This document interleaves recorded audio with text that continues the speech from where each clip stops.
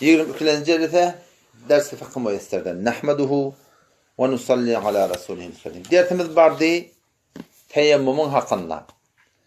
Teyemmum eğer doğru bolacak bolsa şart-i sihhati teyemmum deyip bir bab getiripdir. Şonna iki adı gurrun ettik. Awal baştan aten teyemmüm edecek bolsaň niyet etmelidir. İkinciden o boldy ki sen şu var akim bir teyemmumi mubah etýän zatlar var. Yani sana teyemmüm etmekdeki icade beriyen adla var, şoda adla tapılmalı. Hop sen teyemmüm edecek kuranda näme inne ozurla tapılmalı, o gurun heyi dursun, şu ara bir gurun tapıptır. Şu yan tekkir aydan adı var da, şartay sehhati teyemmüm. Teyemmüm doğru olacak kadar tekkir yani şartı var diye. O şu şartını bir tök edeceksin. Avvakı niyet etmekdik. İkinciden teyemmüm mubah etýän zatlar var. Mubah etýän zatlar näme? O gurun zayda dursun. Geleceğin şartı sebum. Üçüncüsü näme? Şartı sebum kedem varan teyemmümün doğru suratında bolacak bolsa, üçüncüsü ki ten manahim yerin zıntından bolýan da barahym teyemmüm etmek. Yani birda diýip bolmak için yerin zıntı bolsun. Yani bara ten gören daş ýalak ama yer bolmasa, şol barahym näme boljak ya? Teyemmüm doğru boljak. Yani näme ýalak mana? Kidene mana şol daş ýalak agazy hen teyemmüm etden. Kumşeten teyemmüm etden.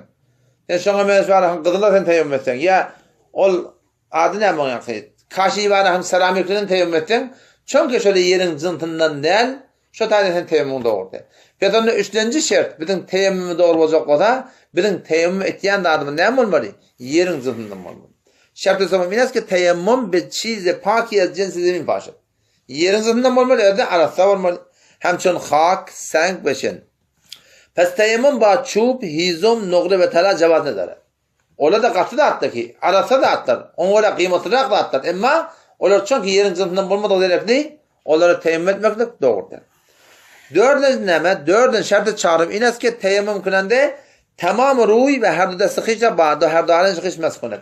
Sen teyemmüm edende yüzün hemmetini ve elin var tırten bilen qabat näme etmek gerek? Kamışa doğru mesk etmek gerek. Yani şuna etcek kol ya ki bana eğer sen bana yart yurt etsen sen teyemmüm bolacak ya. Kamun suratını yüzün teyemmüm mesk etmeli ve kamun suratını iki elini tırten bilen qabat. Şartı çağırım ineske teyemmüm kılanda tamam ruy yüzün hemmetine ve her duda sıkışla bağda her duda sıkışla näme mesk kılat. Kamun suratına mesk etmektir. Hop şartı pencüm näme? Şartı pencüm ineske teyemmüm kılanda bağ tamamı da sıkışla bağ aksar mesk kılat. Sen yüzün hemen hem vuruyan da teyemmüm edecek deyip. Şu elin köpüsü bile mesk etmeli. Her de bağdan vuruttur elini. İki tane parmazı olan şeyde hem metin manahım tüykap çıkıyor biliyor musun? Bu teyemmüm doğru olmuyor diye. Belki de näme bolsa elin yetdiğinden elini şoň hem berine tüýkömeklik gerek. Pes eger bada angoşta hiç mesket ve inkarda tanja tekrarda muttehami azzay muayyen murdan zardan bergeref tamam teyemmüman sahih nemişevet. Yine de doğru bolmaýar. Vurmaly kamil elin bilen yüzüňi we kamil iki elin bilen näme? Kulli iki elini terden bilen gabat teyemmüm etmeklik gerek. Yani mesket etmeklik gerek. Hop şartı şişem näme? Şartı şişem inas ki teyemmüm konende ba'du zarbe bevesi dahil her do kafede sıkışmaz konet. Ve eğer du zarbara delik cazet teyemmüm caiz astiptir. Nuda? Hemen heşon teyemmümden neyse vurmalı? İki taraf vurmalı şey değil mi? Bir vuruyarsın, yüzüne çekiyarsın. Bir vuruyarsın, iki eline çekiyarsın. Şu bir vuracağını bir vurdan iki tarafta vursan malakayım. Şu iki vurmalılar bir. Onda da teyemmümden olacak, onda da doğru olacak yani. Yani ne etmeli? Bevesini dahil her do kaf. Şu elime ayeti bilen. Kamusun meshetmeli. Yan kaydan ön kaydan gurunda barmak bilen tüy kavalanın bilen otoratında doğru bolacak diye başlayacak bolýar. Hemçinin eğer hak ve bedene ve resit ve anda beniyeti teyemmüm mesket, teyemmüm seyyet. Sen bana birini geçip ýamışsın. O birdine todan gettir. Sen neşten çermegli. Yüzündeki ötemişe açık. Todana şeyle akana malahım şeyle elin hak etsen niyetin teyemmüm oldu malahım şu otoratında yeniden teyemmümün doğru bolýar bunlar müşkil. Şart haftam näme? Oşuna etjek bolýar. Keten endi hak kılandy immanyň sen çesbahan ýaşmalla. O şoňa men şoňa hamir ýaşem ýa haýdy burda ki suwun öwne geçýärmeden bolmak doğru bolmaýar ýalak.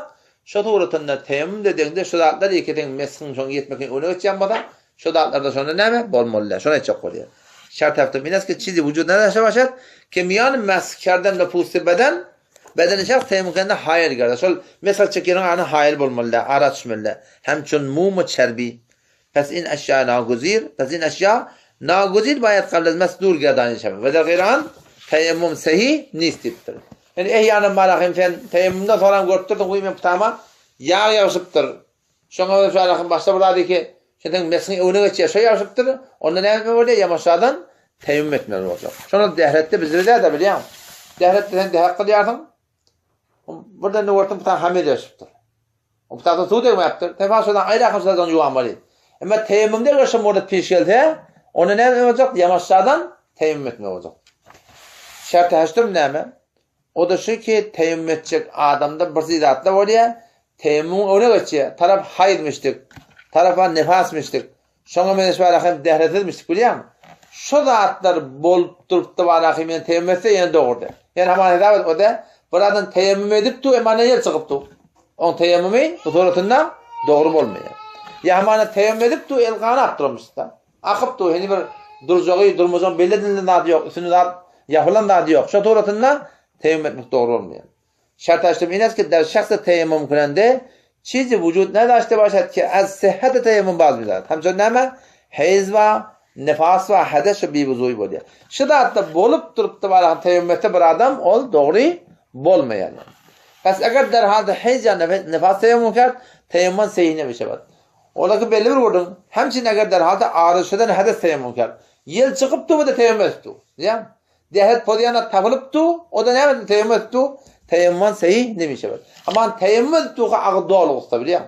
Şunu bilýär. Şu suratynda şurada tapylsa, şonda şon teyemmüm näme etjek? Muşkul tapyljak. Hop, bu gece ders şahitde bolar. Assalamu alaykum we rahmetullahi we berekatuh. Bir soru ayı 54 sureye Maide'de Allah tebarek ve taala bir aydındadı var. Şu ayeti açıklanmakta taqaza ettiler.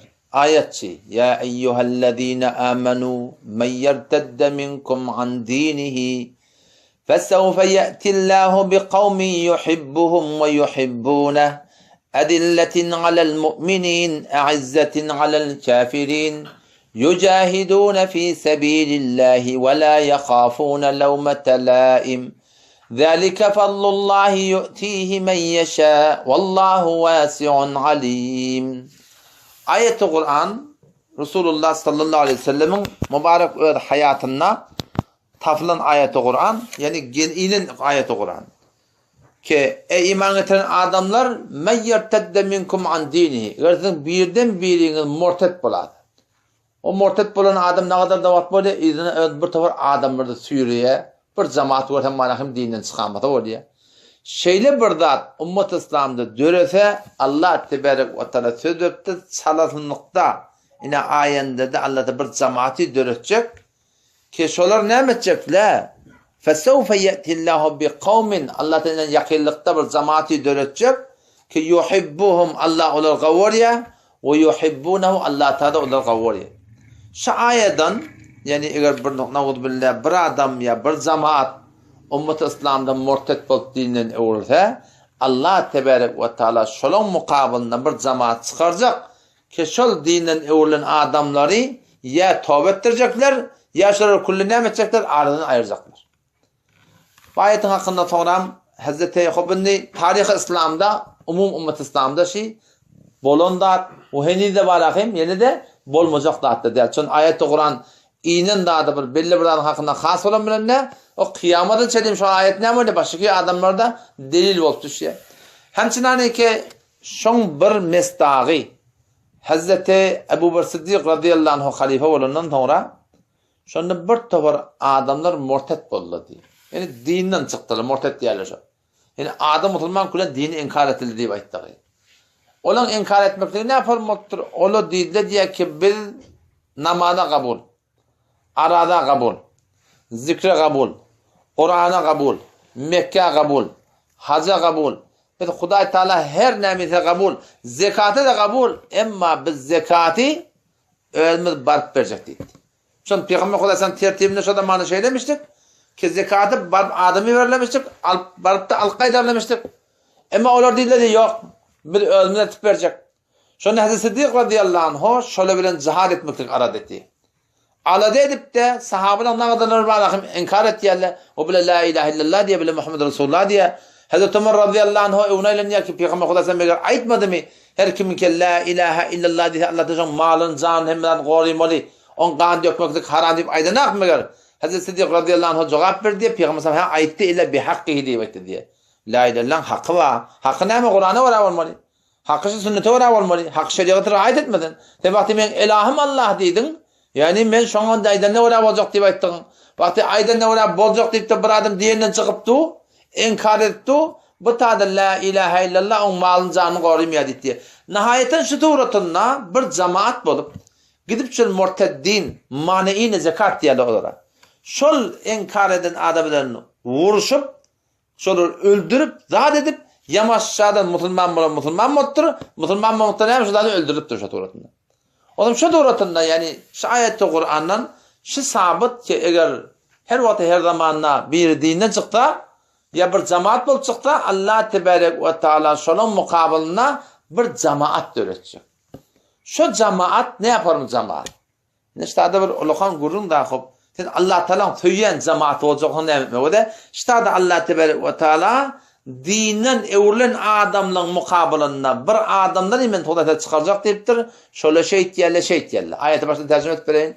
Ya eyyuhellezine amenu ey iman getiren adamlar men yertedde minkum an dinihi sizin birden biriniz dinden evlense murted bolsa fesevfe ye'tillah ina çalan nokta Allah Teala bir kavmi döretecek, bir kavmi getirecek. Ol kavmi ne kavm? Yuhibbuhum ve yuhibbunehu. Allah olur kavvariya, olur hem Allah'ın kavvariya. Yani Allah şolar kavvariya dediği Allah Teala'nın has muhabbeti var. Yani Huday tarafından birisi tevfikat var. Şeriatı ona amel etmekte, dine ona bolmaklıkta. Allah Teala öz muhabbetini ölçüye getirtir. Olur hem Allah'ın kavvariya dedi. Sen Allah'ın kavvariyanın alameti ne mi? Allah'ın kavvariyanın alameti kul in kuntum tuhibbunallah ayet soklaş ummatına eğer Allah'ın kavvariyan olsanız fettebi'uni men Muhammed Mustafa aleyhisselam'ın sünnetine tabi olun diye. Peki her bir cemaat, her bir adam, her bir guru, her bir cemaati ki sünnete mutabık bolmany biz Allah'ın kavvaliyat biz de Huday hantamadan Hudaydan hantama bir de sogabın yerinde bir de dinin peşreft eden kavvaliyat palantiyeti vetta Kur'an şahitçilik var ya şu adamı yalancı yalan anlayar şunu. Şol Allah Teala'nın kavvaliyan cemaati ki şol murtetlen önüne çıkarıya dinden evlen adamdan diyanatı kullan zir saat hep adamdan malahim önüne çıkarıyan cemaati avval sıfatlar ne mi? Yuhibbuhum Allah olur kavvaliya. Ve yuhibbunehu olurum Allah'ın kavvaliya. Allah'ın kavvaliyalığını neyemde sabit buluyor? Sünnete mutabık bolmaklıkta sabit buluyor. Telle bilen sabit bulunak. Takkal bilen sabit bulunak. Adam bilen sabit bulunak. Sokanlarını etmek bilen sabit bulunak. Tadaka bilen sabit bulunak. Gülerci olmak bilen sabit bulunak. Şeriatın sünnetine mutabık olmakta sabit buluyor. Yuhibbuhum ve yuhibbunehu. Başka ne ahlaklar var? Edilletin alel mu'minin. İmanlı adamları fethi. Yani öyle hudilerine din diyanete doğrudurup ben adamlar pespel mütevazi izzetin alel kafirin olur ki din diyanete ters pespel kafirler ki kafir verdi de adam Müslüman murtet boluğlu ol kafirlara ola diye beter katı duruyorlar yani hemmekşi yumuşakta yaşalı deyiptir Peygamber Aleyhisselam hadisinde geliyor Hazreti Ebu Hureyre radıyallahu anh ya Ebu Zer radıyallahu anh. Peygamber'den sonra soraptır. Ya Ebu Zer diye. Eyyu alel imani avtak. İmanın haytı tutkusu gaim dedi. Bir tutkula var ya. Hem burada bir tutyan. Qalanı şeyle çekip al kaçar. İmanın haytı tutkusu gaim dedi. Allahu ve Resulü alem. Allah bilen Peygamber kavul ya. Onda Peygamber Huda sana ayette diye. El hubbu fillah. Vel buğdu fillah. Huda için muhabbet. Huda için cigrelenmeklik değil. Fetonda şol Allah Teala'nın murtetlen mukabiline çıkaran cemaati, dinden evlen adamın mukabiline çıkarayan cemaatiye çıkaracak cemaati ne yaparım? Edilletin alel mu'minin. İmanlı adamları fesbel o. Din diyen tevrar mehriban, hevrar gülürüyor emma izzetin alel kafirin. Din diyen tevrar bolman inkar etmeyen adamlar var. Ola bilen katturuyarlar. Yemmek şöyle yumuşak değil. Hemmek söylem gülür yüzdel, belki dost olmadan çından dost olmalı ne çından dost diye. Ondan sonra ne diyorlar? Yücahidune fi sebilillah. Allah'ın rahmet çekerler. Cihad et yerler deyipti. Hudaý jogabyn bersin ýok goýunakka diýip aýtdy. Ýa-ni şu biziň aramyz bar mı olar? Yani kafirler ki kafir yani. Ehli bidgat şuaşı, ehli bidgat Türkmen sara ki bidgat etketýärler. Haram iş etketýärler. Halal sünnet etketýärler. Şolar şu batyllyk bilen yine de ehli hakdan birdat değil de şoňa jogap berýärler. Ama gynandak biziň Türkmen saramyň ahlaky illa maşallah fewlipdi, töhmet urulupdy. Aylyk alýadipdi. Her näme diýipdi olar. Näme diýerler? Allah bersin jogabyny. Ama Allah'ın gawaryan zamatlar özüde. Yücahidûne fî sebîlillah. Allah'ın yolunda cihad etýärler. Zahmet çekýärler. Ellen gelen etýärler yani. Ondan sonra näme? Ellen gelen etsen, gurun tapylýa, obeydiýa, bulat takýa, töwründen gaçýarlar. Ve la yakhafûne lawmata lâim. Onun bunun malamatından korkmayan adamlar diyor. Diýdi kadın. Aytdy kadın. Yamanla kadın. Gelecek diye, gelmeyecek o gelmeyen kadın. وَلَا يَخَافُونَ لَوْمَةَ لَائِمٍ. Yani melametkarlar melamatından korkmayanlar. Şöyle bir adamlar. Yani halkın kefinden kaçıp şeriatı defilemeyecek adamlar. ذَٰلِكَ فَضْلُ اللّٰهِ يُؤْتِيهِ مَنْ يَشَاءُ. Allah'ın fadlı. Kime verecek o tabi amali? Gençlik verecek kim adam? Allah tebarek ve teala. Adam şu taydan yani şu ayada şu müşahhas bolugly ki çyn hudaýlykly adamla, çyn imanly adamlara mehriban, Hudaýa ters bolup dururlar bilen mehribaniyeti ýok, gaýym durýarlar.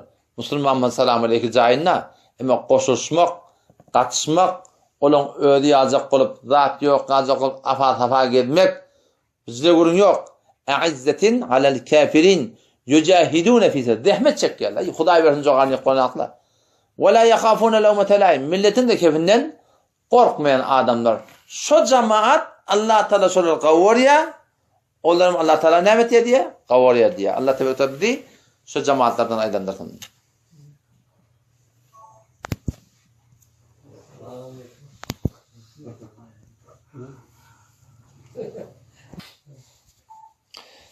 Murted diýip ýanky aýaty Kur'an'a geldi. O şolar selfen zekatın utunu inkar ettirler. Yani İslam'ın başka meselelerini şöyle kabul. Ama fakat zekatın hakkını inkar ettirler. Peki ne oldu? Şu inkar etmeklik hayta bir dadetin inkar etsen işte ne meti adam dilinden çıkıyor şuna murted diyorlar. Bir adam etmeyen etmiyor da. Şeyde bakın köp tattan aslında namaz okuyorlar. Gurrun edende aytiyan doğru men başar mühendis. Ta adamın ki inkar etmede şu an kafir demekte orada, murted de demekte orada. Murted diyenler var hani kullun inkar ettiği. Adamlar Hazreti radıyallahu anh'la bilen uğraşıptır. İşte İslam'ın hem adına kabul, emma rivayet iki tane. Bir kullun zekatı inkar ettirdi diye. O bu rivayette geliyor. Zekatı inkar edecek ya. Biz zekatı eltip verecek deyiptir. İşte adı hemen inkar ettirler. Resulullah sallallahu aleyhi ve sellem öğüt tertibinde Peygamber'in mahsus adamlar var mı? Zekat gir. Aşır diyorlar olarak. Şola barıp al-Qaydarlamıştır. Ola şu muridi inkar etildi. Yani Resulullah sallallahu aleyhi ve sellem burada yani koyan şeriat deyip hukmunu inkar etti diye şu tane Hazreti radıyallahu anh şöyle bir nem etti diye cihad etti diye. Bu tane ama yani gorber demi hicde koştan diye de biliyor musun? Geçen şey avuncak da inkar etti o vakti evine geçilmede on iri niye yaparacak oldu? Ha bolya dağından bunu bolya ödün getiren o ettikon o bir başa vurun tapacaktan. O bir de başa vurun tapacak. Şu tane Hazreti radıyallahu anh şu tane inkar edilerek şolong onu gaýym durup sahabalar mesela Hamdelo Hamza bamur şolong nämet diýerler? Evine geçýärler. Ve de zekatı bermeklik Peygamber Huda sallamyň zamanynda adam iberleýän bolsa, ama bugun kun beýle däl ýöne. Bugun kun her kim öýde berýär. O wagtda şeýle bolýan bolsa, bu wagtda ne şeýle bolupdyr. Awal habar jogapşy ki bu ad sen olaytyan hükümeti İslamiyin ki bu zatlar doğrultusunu nezaret edip de var ahim.